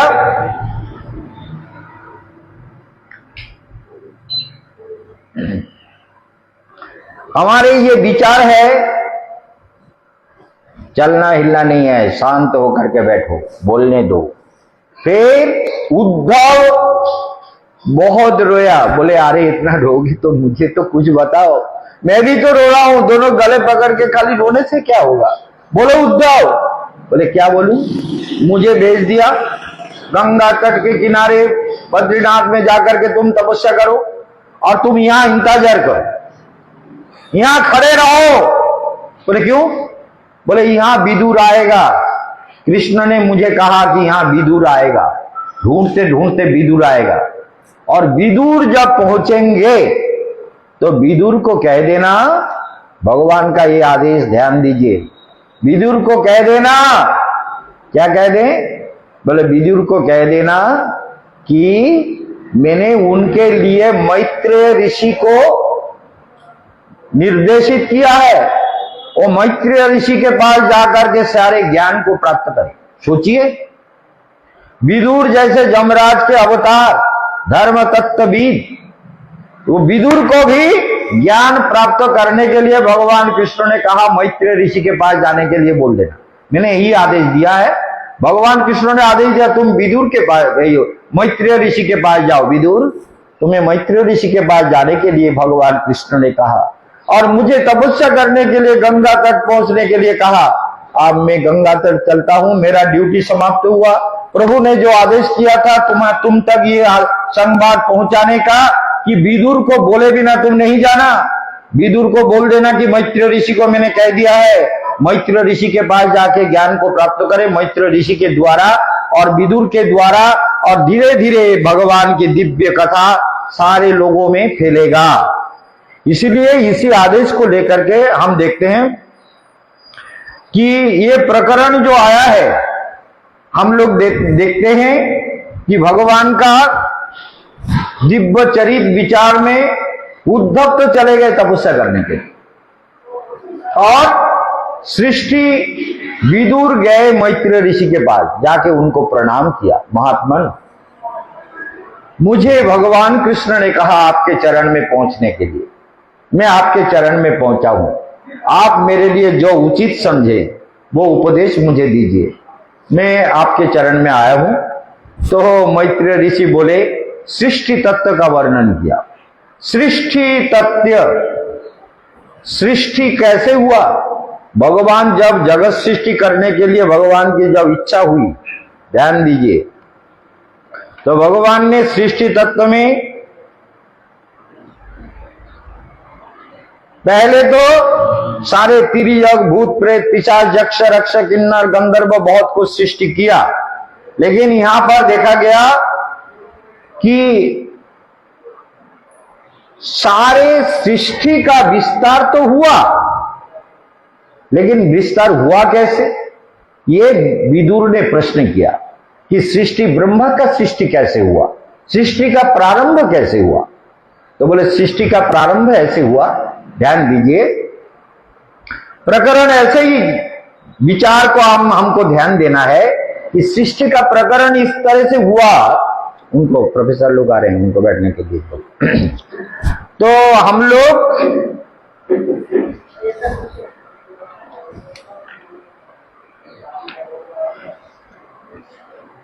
हमको ध्यानपूर्वक देखना चाहिए कि मैत्र ऋषि ने कहा भागवत जो महापुराण है, भागवत जो कथा है, वहां का पंखा भी चला दो जरूरत हो तो। ये कल्पकाल विचार किया गया, प्रविष्ट करणरंध्रेण स्वानम भाव सरुहम धुनोति समलम कृष्ण सलिलस्य यथा शरत। प्रविष्ट कर्णरंध्रेण सानाम भाव सरुहम, भाव रूपी हृदय कमल में जब भगवान के कथा सुनते हैं तो भाव भक्ति का कमल खिलता है। तो ज्ञान ही जीव के अंदर वैराग्य पैदा करता है, और वैराग्य ज्ञान पूर्ण हो तो भक्ति भगवान के चरण में शतसिद्ध रूप में होने लगता है। तो भक्ति तो हम बहुत कुछ कोशिश करते हैं, लेकिन भक्ति हमारे अंदर तभी आएगा जब हम ज्ञान को पूर्ण रूप से प्राप्त करेंगे। ज्ञान प्राप्त क्या है, किए भी ना वैराग्य होता है ना भक्ति होती है। भक्ति तभी होगी, इसलिए कहते हैं कथयस्य महाभाग जथा अखिलात्मनि कृष्ण निवेश निसंगम मनस्तक्ष्य कलेवरम। कृष्ण कथा श्रवण करते करते, मनन करते करते जीव अगर शरीर को, कलेवर को छोड़ दे तो सारे दुखों से मुक्त हो जाता है, सारे भय से मुक्त हो जाता है। श्रृण्वत श्रद्धया नित्यं गणतस्य सचेष्टितम् नाति दीर्घेन कालेन भगवान विशते विधि। नाति दीर्घेन कालेन, जरा प्रेम से आज दार्शनिक विचार करेंगे, क्योंकि यहाँ हमारे फिलोसॉफी के प्रोफेसर आए हुए हैं। फिलोसॉफी को लेकर के, दर्शन शास्त्र को लेकर के कुछ विचार दिखाना चाहेंगे, क्योंकि समझने वाला अगर होता है ना तो आनंद होता है कि हम बोले, दिल खोल के दर्शन के बारे में बोले। तो इसलिए ये दार्शनिक लोग हैं और हमारे इतना प्रिय है। जब से मैं वृंदावन में अपना आश्रम बनाने का कोशिश किया, उससे पहले जब गुरुजी के आश्रम में थे तो तभी ये हमारे यादव जी जो प्रोफेसर है और ये दो दलवीर सिंह जी इंजीनियर थे। ये दलवीर सिंह जी उस समय जवान थे, भजन कुटीर में आते, प्रसाद पाते थे, हम लोगों का एक अच्छा संपर्क था तभी से। तो इसलिए दलवीर सिंह जी भी आए, इंजीनियर साहब, और प्रोफेसर, फिलोसॉफी का प्रोफेसर, हमारे कॉलेज के जो फिलोसॉफी के प्रोफेसर है वो भी आए हैं। तो ये बहुत बड़ी आनंद की बात है। पर प्रविष्ट कर्णरंध्रेण, तो जब कर्णरंध्र पथ से भगवान की कथा अंदर जाती है, स्फुटवाद नाद ब्रह्म यही है, सुनो, सुन करके धीरे धीरे अंदर को ले जाओ। कर्णरंध्र पथ दिया हृदय माझे प्रवेशिया, बांग्ला है ना। बोरिश सुधा अनुपम, अमृत की वर्षा करती है। सुधा अमृत की वर्षा होती है जब हम भगवान की कथा को प्रेम से श्रवण करते हैं।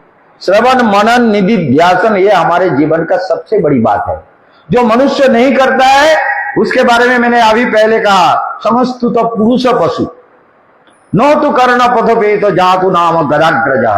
गदाधारी भगवान का नाम जो करता नहीं, सुनता नहीं, भगवान का भजन करता नहीं, वो मनुष्य रूप में पशु है। स्व कुत्ता भी है, बराह शुकर भी है, खर भी बड़े गधा भी है, और उष्ट ऊंट भी है, समस्त तो पुरुष पशु। ये इसलिए भगवान के कथा में जिनका रुचि ना हो, और रुचि हो जाए तो धौतात्मा पुरुष और कृष्ण पादम लवनवंचति।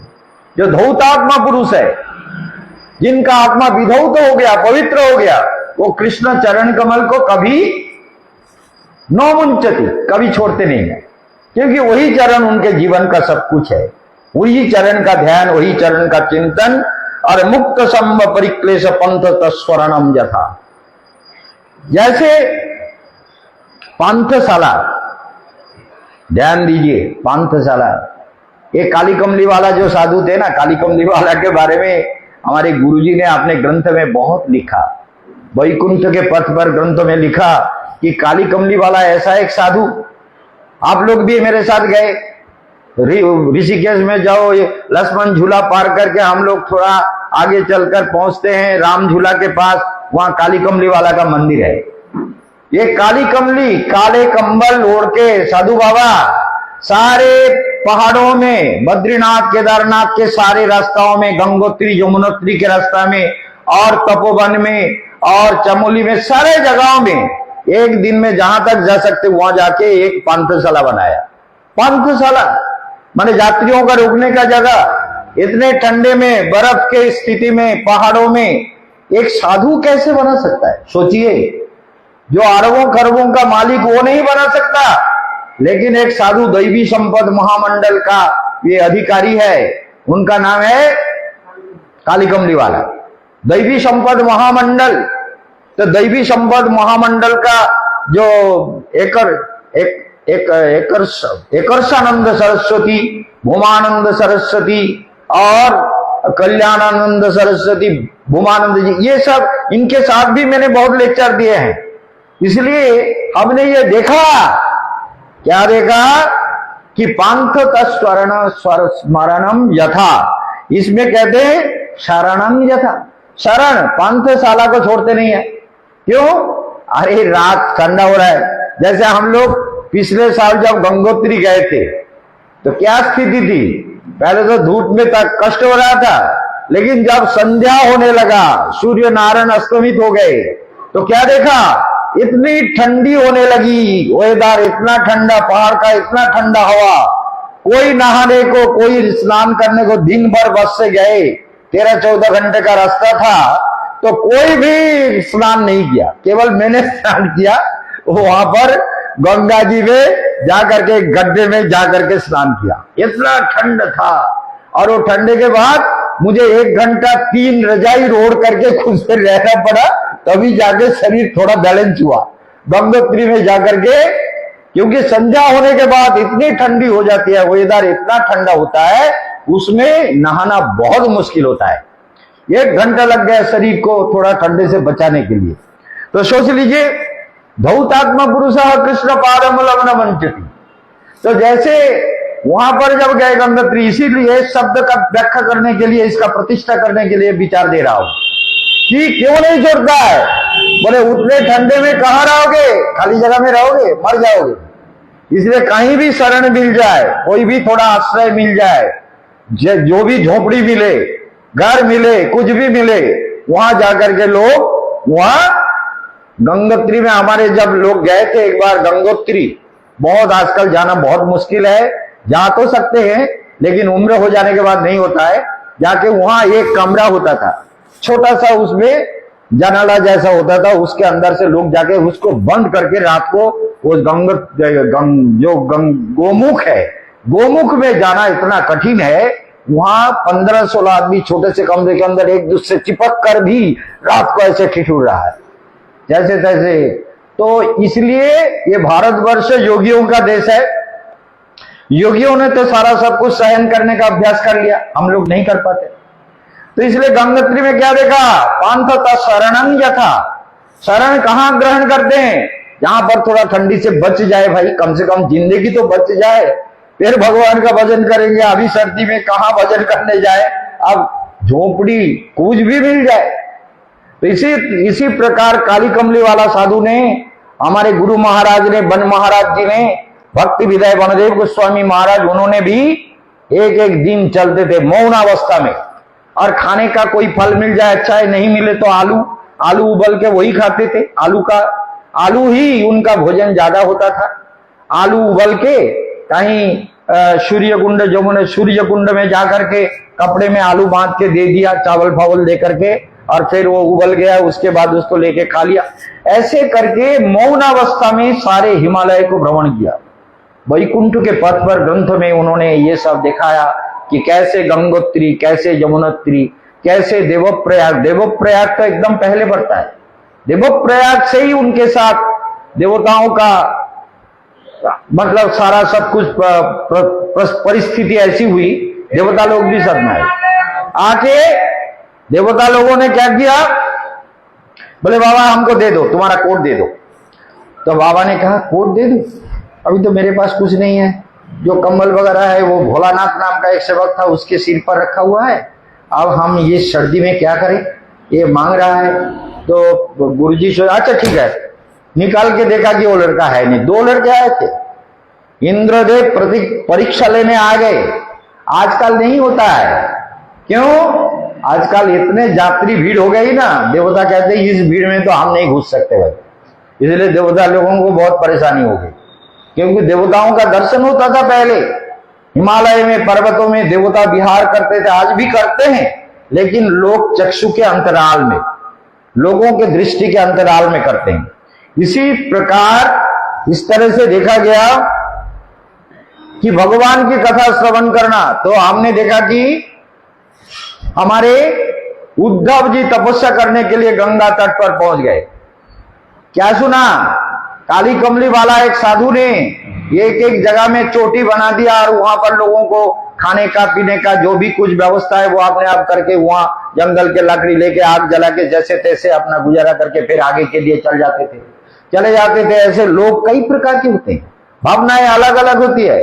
हिमालय में भी कई प्रकार के लोग जाते हैं, सब लोगों में भक्ति नहीं होती, भावनाएं सुंदर नहीं होती, बहुत विचलित प्रकार के लोग होते हैं, विरुद्ध प्रकार के लोग होते हैं।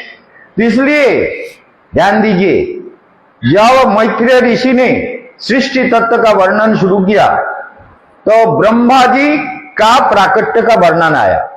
ब्रह्मा जी प्रकट हुए भगवान के नबी कमल से, 3 पुरुषावतार का वर्णन आया, गर्भदशाई, कारणार्णवशाई, शेषशाई, 3 पुरुषावतार का वर्णन किया गया। इसलिए ये देखा गया कि हमारे महापुरुषों ने हमको ये सिखाया है, ध्यान देकर सुनिए, मन को चंचल मत कीजिए, उससे कथा में व्यवधान होती है। तो इसलिए ब्रह्मा जी क्या किए, ब्रह्मा जी ने देखा, ध्यान पूर्वक सुनिए। ब्रह्मा जी जब सृष्टि हुआ नाभि कमल से, तो ब्रह्मा जी को कोई कुछ भी समझ में नहीं आ रहा था, क्या करे, अंधेरा है। तो फिर 3 स्तर में शब्द का उच्चारण हुआ, तप, तपो, तपो। तो इससे इसको लेकर के उ और म तीनों को मिलकर के बना ओमकार। ओम, ओम का जप करते करते सृष्टि का प्रारंभ हुआ। ब्रह्मा जी भगवान को ध्यान करने लगे, ध्यान दीजिए बात को। इस तरह से देखा गया, ब्रह्मा जी जब प्रकट हुए, पहले तो नाल से अंदर जाके बहुत कुछ ढूंढा। सृष्टि को बैलेंस करना बहुत मुश्किल है। जैसे आप घर में, किसी के भी घर में आप ढूंढेंगे, चाहे वृंदावन में हो, चाहे जंगल में, सुंदरवन में, पहाड़ में, हिमालय में, कहीं भी हो, गृहस्थी लोगों के घर में कोई ना कोई प्रॉब्लम बना रहता है। चाहे ब्रजवासी के घर में हो, चाहे पैसे वाले के घर में हो, चाहे गरीब आदमी के घर में हो, प्रॉब्लम तो होता ही है। यही सत्य है, इसको कोई झूठला नहीं सकता। इसलिए तपस्या करना जीवन का सबसे बड़ी बात है। इसको मनुष्य समझते नहीं है, और ज्ञान प्राप्त किए बिना कभी आनंद, भक्ति, प्रसन्नता नहीं आ सकती। ध्यान देकर सुनिए।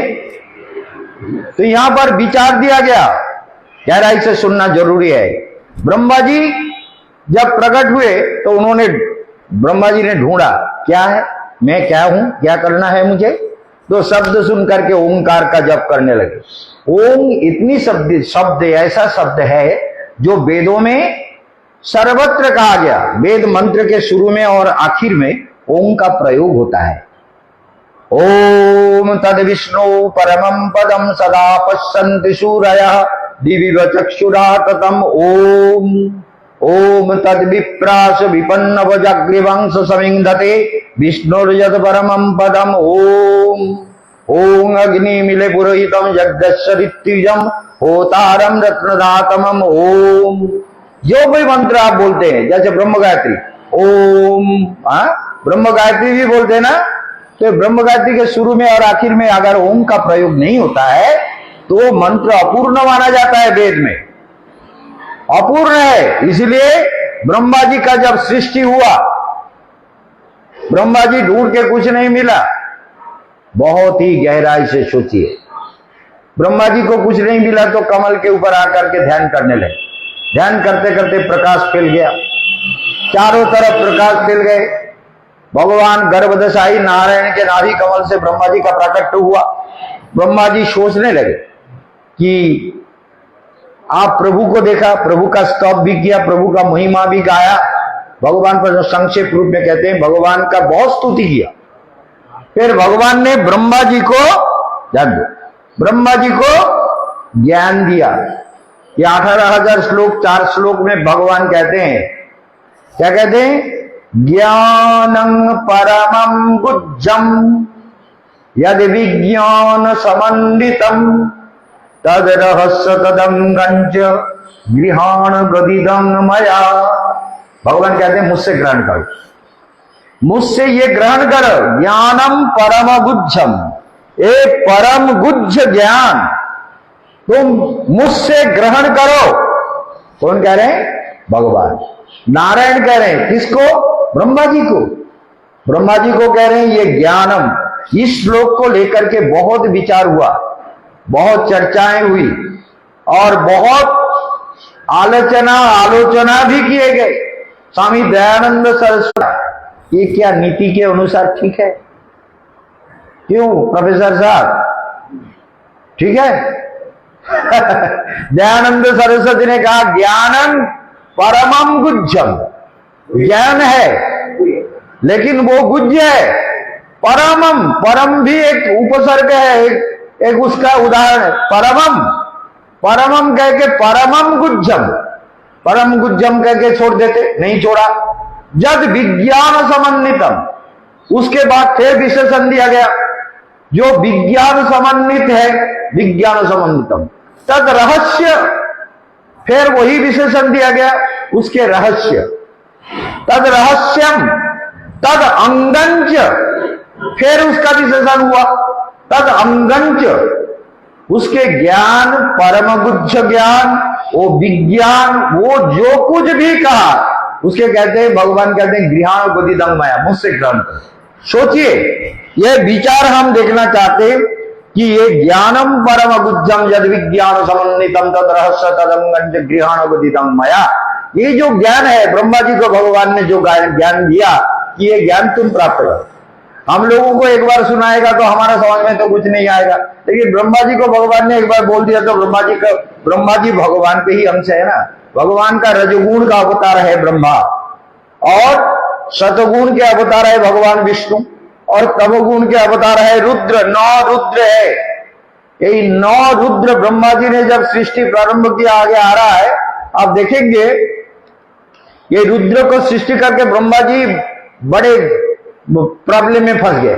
ये क्या हुआ, ये मैंने क्यों सृष्टि किया? ब्रह्मा जी भले बैलेंस नहीं कर पा रहे थे। और यहां 50 गुंडा एक साथ घुस जाए, बंदूक वगैरह लेकर के, पिस्तौल लेकर के, हम लोगों को इस तरह से कथा करते हुए अगर वो आके बोले रुक जाओ, सबको मारूंगा, सबको हम मार डालेंगे, तो हम क्या कर सकते हैं? 50 गुंडा अगर एक साथ घुस जाए तो हम लोग सब कहेंगे भैया मारो जो करो, हम तो तुम्हारे साथ लड़ेंगे, लड़ नहीं पाएंगे, लड़ने का ताकत नहीं है, हम तुम्हारे साथ लड़ नहीं सकते। तो उसी तरह ब्रह्मा जी ने ऐसे रुद्रों का सृष्टि किया, नील लोहित का ऐसा सृष्टि किया जिससे सारा प्रॉब्लम पैदा हो गया, सृष्टि का बैलेंस बिगड़ गया, सृष्टि डिसबैलेंस हो गए। ब्रह्मा जी ने ये जो रुद्र का सृष्टि किया, ब्रह्मा जी ने कहा ये क्या है, इस तरह से कैसे चलेगा, ये संसार कैसे बढ़े? ध्यान दो, प्रत्येक शब्द का ध्यान दो। तो ये कैसे संभव होगा? तो ब्रह्मा जी को भगवान ने कहा पहले ज्ञान प्राप्त करो, फिर सृष्टि करो। पहले तो अपने को बैलेंस करो। अरे सृष्टि को बैलेंस करने के लिए जो खुद बैलेंस नहीं है, खुद डिसबैलेंस है, ब्रह्मा जी भी डिसबैलेंस हो गए। ये सच बात है, ये भारतीय दर्शन में ही कहा गया, ब्रह्मा जी डिसबैलेंस हो गए। तो ब्रह्मा जी अगर डिसबैलेंस हो जाए तो उनका सृष्टि कैसे बैलेंस होगा? अब ये डिसबैलेंस ब्रह्मा जी कहने लगे भगवान कहने लगे पहले तुम बैलेंस हो जाओ, पहले तुम ठीक हो जाओ। ये जो ज्ञान मैं दे रहा हूं इसे तुम ग्रहण करो। गृहाणो गतिदम मया, मेरे द्वारा दिए गए ज्ञान को आत्मसात करो, हृदय से ग्रहण करो। तुम्हारे अंदर जो ज्ञान आएगा वही ज्ञान तुम्हारा कल्याण करेगा और वही ज्ञान तुमको सारे शक्ति देंगे सृष्टि करने का, सृष्टि को बैलेंस करने का, सारा सिस्टम ठीक हो जाएगा। यावान हम यथा भावो, ये श्लोक का व्याख्या हम बहुत ज्यादा नहीं कर सकते, यहाँ बहुत कुछ कहना पड़ेगा।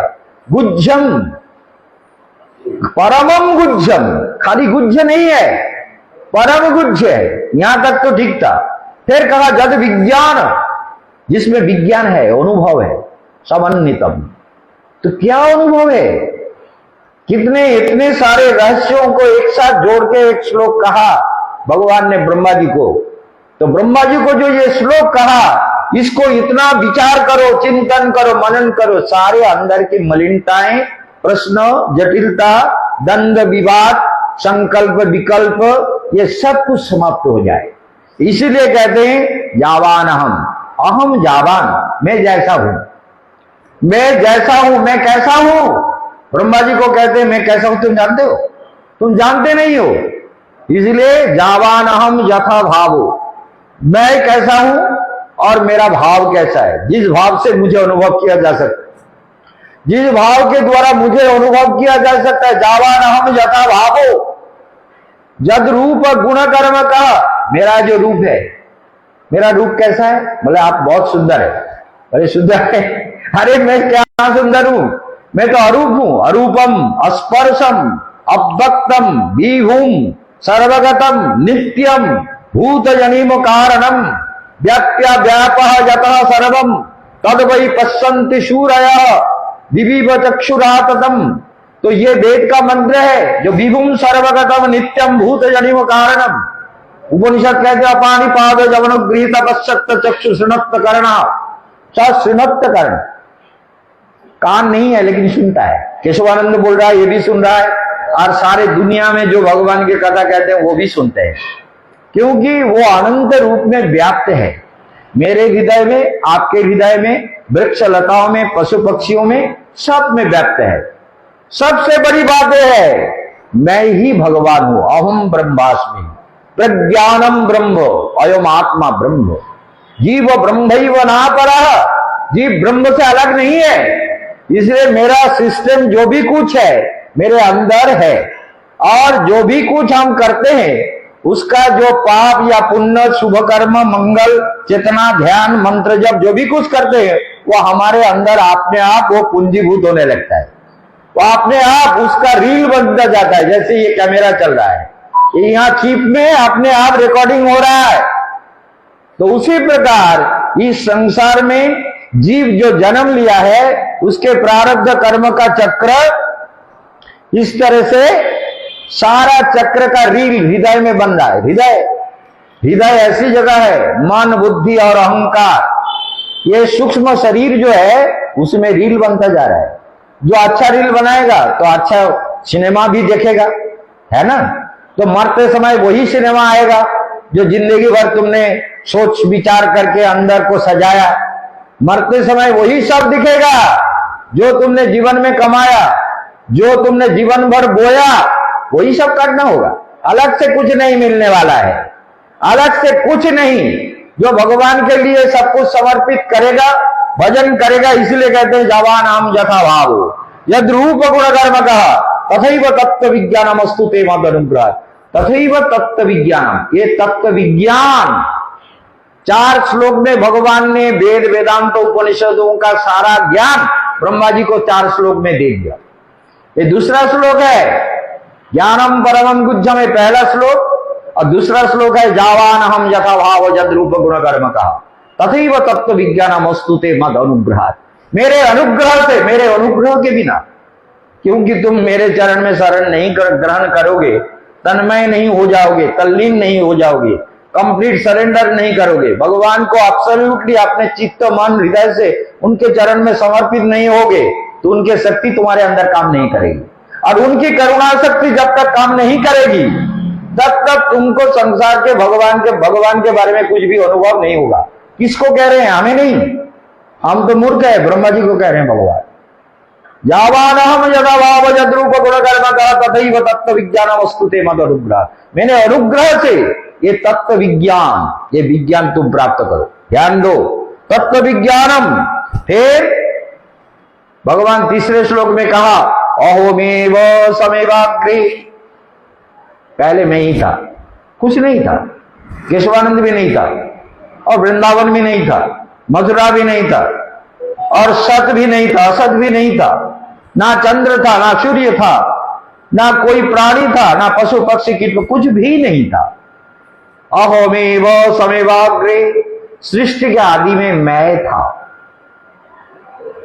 न सत सत परम, ना असत, ना अनित्य था, ना नित्य था। असत माने अनित्य, अनित्य ये संसार में हम जो भी कुछ हमको मिला है ये अनित्य है। पुत्र कन्या घर मकान दुकान पैसा मान इज्जत अपमान सुख सुविधा जुगाड़ आदि जो भी कुछ किया है, जो भी कुछ मिला है, ये सब क्या है? ये असत है, ये अनित्य है, ये चलायमान है, ये आगमापाई है, बदलता रहता है, यही संसार है। इसलिए कहते अहोमेव समेवाग्रे न सत सत परम, ना सत था ना असत था, मैं था। और पश्चात हम यदे तच्च, जो अवशिष्येत सो अस्माहम्, इसके बाद में जो रहेगा वो भी मैं हूं। पर पश्चात में जो भी रहेगा वो मैं हूं। सो अवशिष्येत सो अस्माहम्, सोचिए सृष्टि के बाद जो भी कुछ अवशिष्ट रहेगा वो भगवान ही रहेगा, हम लोग नहीं रहेंगे। तो इसलिए भगवान ब्रह्मा जी को कहा कि ये ज्ञान तुम अच्छी तरह से हजम कर लो, डाइजेस्ट कर लो। ये डाइजेस्ट हो जाएगा तो अपने आप बैलेंस हो जाओगे। तुम बैलेंस हो जाओगे तो तुम्हारा सृष्टि भी बैलेंस हो जाएगा, तुम्हारा सृष्टि जो है वो भी एडजस्ट हो जाएगा, ठीक से सृष्टि कर पाओगे। नहीं तो दुख झेलोगे। हम लोग जैसे संसार में दुख झेल रहे हैं, कहीं भी रहे, किसी भी स्थिति में रहे, हम दुख झेलते रहते हैं। क्यों? दुखों से संसार का उत्पन्न हुआ है। चक्रवत परिवर्तन ते सुखानी च दुखानी च, बदलता रहता है। कभी थोड़ा सुख मिला तो दुख आया, दुख गया तो सुख आया, ऐसे दिन हुआ तो रात हुआ, सर्दी गया तो गर्मी आया, बहुत प्रॉब्लम। ये संसार में सारी समस्याएं भरे हुए हैं। लेकिन जो आत्मविद्या को प्राप्त करेगा, जो योग विद्या, अंधिक्य की विद्या, अग्नि विद्या, वेद विद्या, ऋषि विद्या, जो योग विद्या हम आपको शाम को सिखाते हैं, उस विद्या को जितना अधिगत करोगे, और भागवत के साथ उसका हम तुलनामूलक विचार करते हैं, भागवत के साथ उसका तुलना करके दिखाते हैं। भागवत में भी यही कहा है कि सारे चक्रों में ध्यान करना सीख जाओ। मूलाधार से लेकर के सहस्रार तक प्रत्येक चक्र में सुखदेव गोस्वामी कहते हैं कि महाराज जल्दी अगर कोई मुक्ति चाहता है, जल्दी से जल्दी, बहुत जल्दी, कोई चाहता है कि मैं 3 दिन में भगवान को पालूं, तो उसके योग करना होगा। कौन कहते हैं? सुखदेव गोस्वामी। और 7 दिन बहुत समय है महाराज, सप्ताहम जीवितावधि। कोई कहता है कि 2 दिन में भगवान को पालो, तो 2 दिन में पाएगा, उसको योग करना होगा। योग समाधि स्थिति में पहुंचने से भगवान को अनायास प्राप्त करेगा। और वृंदावन में रह के हरे कृष्ण करते रहो, करते रहो। ये तो करते रहोगे, ये तो करते रहना है, क्योंकि ये ट्रेडिशन बन गया। मूर्खों के लिए योग नहीं होता, ज्ञानी के लिए योग होता है। मूर्खों के लिए हरे कृष्णा हरे कृष्णा करते रहो। लेकिन योग वो नहीं कर सकता। योग है ज्ञान के द्वारा, ज्ञान नहीं है तो योग संभव नहीं है। जन्म लब्धा परम शांति, जो ज्ञान प्राप्त नहीं करेगा वो योग नहीं कर सकता। इसलिए मूर्खों की तरह जैसे महाप्रभु ने हरे कृष्ण नाम दिया, क्यों दिया? क्योंकि मूर्ख लोग कलियुग का ना बुद्धि है, ना विचार है, ना विवेक है, ना आयु है, ना बल है, ना तेज है, ना तपस्या है, ना शरणागति है, ना विश्वास है। इसीलिए इनको कहते हैं कि हरे कृष्ण बोलते रहो, हरे कृष्ण कृष्ण कृष्ण हरे हरे, हरे राम। ये डिस्टर्ब ना करे, क्योंकि ऐसा एक स्पिरिचुअल ट्रेंस बना दो, उस ट्रेंस के अंदर, स्पिरिचुअल ट्रेंस के अंदर उसका जीवन घूमते रहे। इसीलिए ये किया गया। लेकिन अगर भगवान को जल्दी पाना चाहते हो तो सुखदेव गोस्वामी कोई भी कहे कि महाराज जी आप कैसे कह सकते हैं, भागवत को खोल के देख लो। द्वितीय स्कंद में कहा गया कि जल्दी अगर कोई भगवान के पास जाना चाहता है तो उसको योगाभ्यास करना जरूरी है। योगाभ्यास करो, योग सारे चक्रों में मन को एकाग्र करके ध्यानाभ्यास करो, अगर जल्दी से जल्दी कोई भगवान के पास जाना चाहता है। नहीं तो करते रहो हरे कृष्ण, अरे अच्छी बात है, भजन कर रहे हो हरे कृष्ण, फिर मरोगे, फिर करोगे, फिर मरोगे, फिर करोगे, फिर मरोगे, फिर करोगे, यही तो बात है। आज स्वामी दयानंद सरस्वती ने तो यही तो बात प्रचार किया। वो कहता है सब नित्य है, जीव भी नित्य है, आत्मा भी नित्य है, परमात्मा भी नित्य है, इसलिए सब नित्य है। बोले मरना भी नित्य है, जीना भी नित्य है। जो जी रहे हो दैवी भाव से जियो, मरते हो तो दैवी भाव से मरो, फिर जन्म लेते हो फिर दैवी भाव से जियो। लेकिन इस बारे में शास्त्रार्थ करने के लिए उस समय मैंने जन्म नहीं लिया, लेकिन अगर लेते तो स्वामी दयानंद से मैं भी शास्त्रार्थ करता कि कैसे हो सकता है त्रैतवाद, माया भी सत्य है, ब्रह्म भी सत्य है और आत्मा भी सत्य है। ये दयानंद सरस्वती का त्रैतवाद है। स्वामी दयानंद सरस्वती जिन्होंने वेद का भाष्य लिखा, और वेद का सबसे बड़ा भाष्यकार है महर्षि पतंजलि, जिनका कोई तुलना नहीं विश्व में। इतने बड़े विद्वान, इतने वेद के भाष्यकार, इतने विचार जिन्होंने दिया। तो इसलिए देखिए, पहले मैं था, अब मैं हूं और अवशिष्ट मैं रहूंगा। चौथा श्लोक ध्यान दीजिए, रीत अर्थम जग प्रतीयत। भजन करोगे, ठीक है, थोड़ा भजन सुन लेते हैं फिर विचार दिखाते हैं। सुनिए, थोड़ा भजन में मन दीजिए।